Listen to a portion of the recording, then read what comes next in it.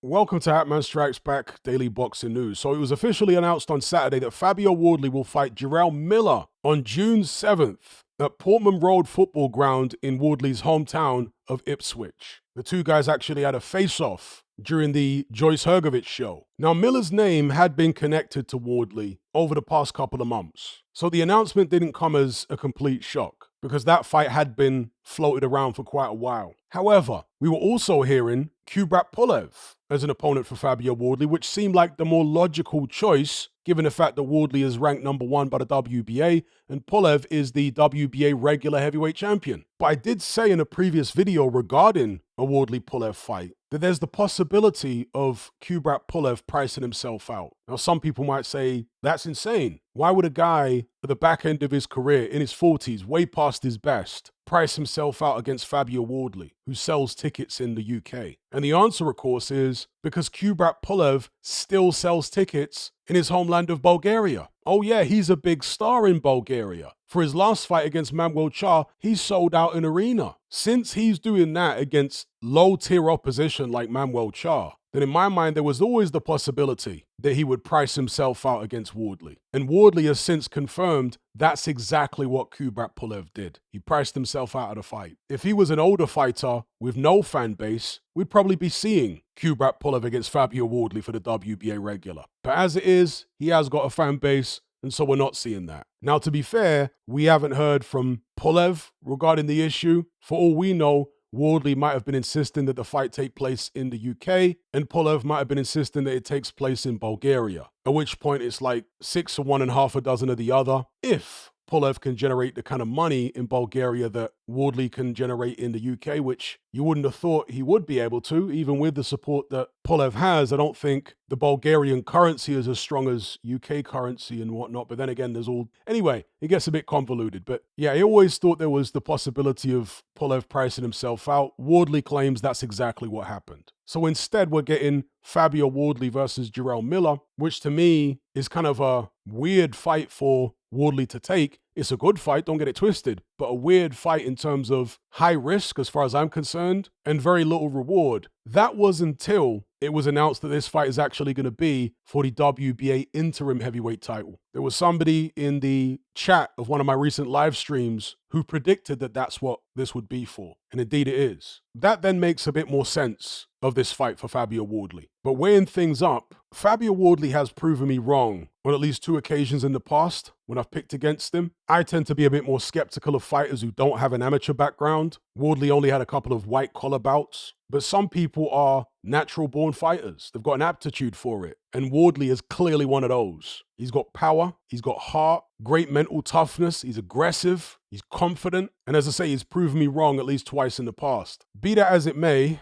I'm going to pick against him again here. I got nothing against Fabio Wardley, comes across great, very exciting fighter, and unlike Jarrel Miller, he's never failed a PED test. So it would be great to see Wardley beat Miller. But I just think Miller is a very, very difficult style for him. He's not the biggest puncher in the world, but he's a massive guy. He walks you down, he pins you on the ropes and in the corners. He forces you to throw more punches than you want to throw. He wears you down and he beats you up. That's what Jarrel Miller does. And I think you've really got to be not just a big puncher, but somebody with great stamina and no small amount of skill to be able to beat the guy. Now, apparently I'm not alone in picking Miller. The majority of my subscribers, when I asked them on the last live stream, are also picking him to win. I saw Dave Allen speak about this fight. He's picking Jarrel Miller to win as well. Miller's coming off that controversial draw with Andy Ruiz last August, which most people felt that Miller won quite clearly. So yeah, I'm going for a Miller win over Wardley, either on points or late stoppage. But I hope, and I sincerely mean this, I hope that Fabio Wardley proves me wrong once again. Because Miller is, at least in terms of the people who have been caught, the most egregious and prolific drug cheat in the heavyweight division. So it would be good to see Wardley punish him some more. But what say you? Let me know what you guys think about this fight. And before I go, make sure you check out my most recent bit of exclusive boxing content on Patreon. It's a 3-hour film study on George Foreman. That's 3 hours of me analyzing video footage, not still images, actual video footage of the most significant fights in George Foreman's career and explaining and breaking down what made him so effective. It wasn't just brute force and physical strength and punching power. No. Foreman had a much better boxing brain and was much more crafty and clever, even when he was young, than people realize or give him credit for. And I break it all down in a 3-hour George Foreman